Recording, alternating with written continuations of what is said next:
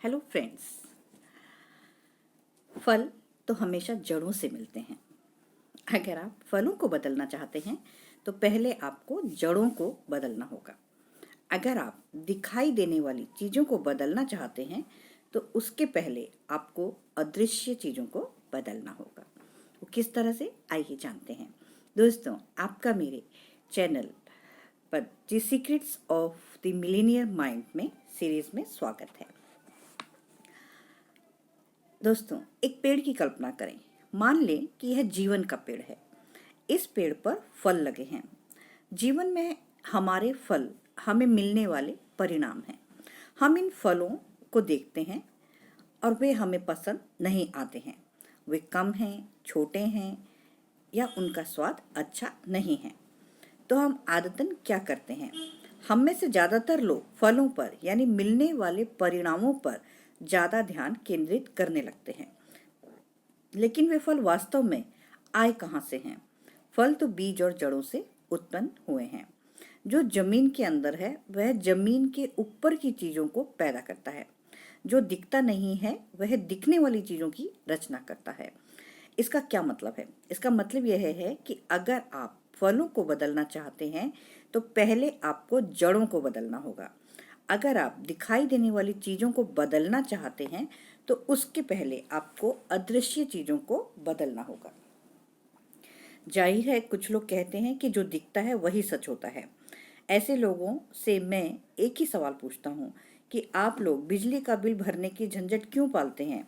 हालांकि आप बिजली को देख नहीं सकते, लेकिन आप बेशक इसकी शक्ति को पहचान सकते हैं और इसका इस्तेमाल कर सकते हैं। अगर आपको इसके अस्तित्व के बारे में किसी भी तरह की शंका हो तो अपनी उंगली बिजली के किसी सॉकेट में डालकर देख लें। मेरा दावा है कि आपकी सारी शंकाएं एक झटके में काफूर हो जाएंगी। अपने अनुभव से मैं इतना कह सकता हूँ कि आप इस दुनिया में जो नहीं देख सकते हैं वह किसी भी दिखने वाली चीज से ज्यादा शक्तिशाली होता है। आप इस बात से चाहे सहमत हो या ना हो, लेकिन जिस हद तक आप इस सिद्धांत को अपने जीवन में लागू नहीं करते हैं उस हद तक आपको कष्ट उठाना पड़ेगा। क्यों? क्योंकि आप प्रकृति के उन नियमों के खिलाफ जा रहे हैं जिनके द्वारा जमीन के नीचे की चीज जमीन के ऊपर की चीज उत्पन्न करती है, जिनके द्वारा ना दिखने वाली चीजें दिखने वाली चीजों को उत्पन्न करती है। दोस्तों, इंसान प्रकृति से ऊपर नहीं है बल्कि उसका हिस्सा है। इसका मतलब यह है कि जब हम प्रकृति के नियमों के अनुरूप चलते हैं और अपनी जड़ों यानी अपने आंतरिक संसार पर काम करते हैं तो हमारे जीवन का प्रवाह अच्छा रहता है। जब हम ऐसा नहीं करते तो जिंदगी मुश्किल हो जाती है। दुनिया के हर जंगल, हर खेत, हर बगीचे में जमीन के अंदर की चीजों ने ही जमीन के ऊपर की चीजों को पैदा किया है। इसलिए उग चुके फलों पर ध्यान केंद्रित करना बेकार है। जो फल इस वक्त पेड़ पर लटक रहे हैं आप उन्हें नहीं बदल सकते। हाँ, आप भविष्य में मिलने वाले फलों को अवश्य बदल सकते हैं, लेकिन ऐसा करने के लिए आपको जमीन की खुदाई करनी होगी और जड़ों को मजबूत करना होगा।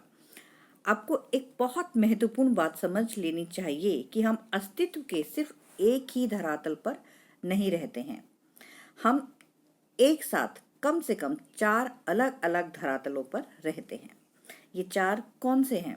ये 4 हमारे क्वाड्रेंट हैं: भौतिक जगत, मानसिक जगत, भावनात्मक जगत और आध्यात्मिक जगत। ज्यादातर लोगों को इस बात का कभी एहसास ही नहीं होता कि भौतिक धरातल मतलब जो हमारा एग्जिस्टेंस है, जो हमें दिख रहा है, जो हमारा नेचर है, जो हमारा एनवायरनमेंट है, जो हमारी बॉडी है, वो सब वो हमारा भौतिक धरातल जो है वो बाकी 3 क्वाड्रेंट्स का सिर्फ प्रिंट आउट है। उदाहरण के लिए मान लीजिए आपने अभी अभी अपने कंप्यूटर पर एक चिट्ठी टाइप की है। आप प्रिंट बटन दबाते हैं और चिट्ठी आपके प्रिंटर में से बाहर निकल आती है। प्रिंट आउट में आपको एक गलती दिख जाती है। आप अपना भरोसेमंद इरेजर निकालते हैं और उस गलती को मिटा देते हैं। फिर आप दोबारा प्रिंट बटन दबाते हैं, लेकिन दोबारा वही चिट्ठी फिर निकल आती है और उसमें गलती जहां की तहां मौजूद है। ओहो, ऐसा कैसे हो सकता है? आपने अभी तो इसे मिटाया था। तो इस बार आप एक ज़्यादा बड़ा इरेजर लाते हैं और अपनी गलती को ज़्यादा मेहनत से ज़्यादा देर तक मिटाते हैं। आप प्रभावी इरेजिंग द्वार नामक मैनुअल का अध्ययन भी करते हैं जो 300 पेज का है। अब आपके पास अपने ज़रूरत के सारे साधन और ज्ञान हैं। आप तैयार हैं। आप फिर से प्रिंट बटन दबाते हैं, लेकिन यह क्या, फिर वही प्रिंट आउट हो ही नहीं सकता। आप हैरानी से चिल्लाते हैं, ऐसा कैसे हो सकता है? यहाँ हो क्या रहा है? क्या मैं पागल हो चुका हूँ? तो दोस्तों, यहाँ यह हो रहा है कि असली समस्या प्रिंट आउट यानी कि भौतिक संसार में नहीं बदली जा सकती। हमें इसे तो सिर्फ प्रोग्राम यानी मानसिक, भावनात्मक और आध्यात्मिक संसारों में ही बदला जा सकता है। धन परिणाम है, दौलत परिणाम है, सेहत परिणाम है, बीमारी परिणाम है, आपका मोटापा परिणाम है। हम कारण और परिणाम की दुनिया में रहते हैं। क्या आपने कभी किसी को यह कहते हुए सुना है कि धन की कमी समस्या है? अब यह बात सुन लें, धन की कमी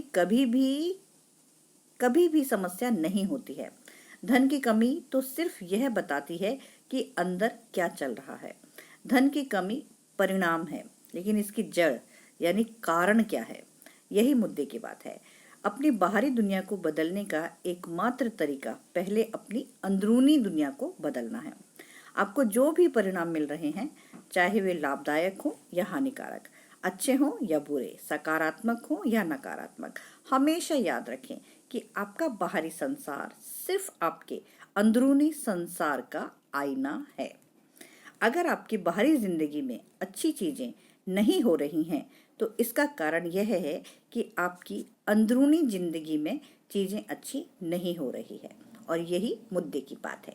तो दोस्तों, आपको मेरी वीडियो पसंद आई तो आप इसे अपने दोस्तों में शेयर कीजिए, लाइक कीजिए, सब्सक्राइब कीजिए और मेरे चैनल पे बने रहिए। गुड बाय दोस्तों।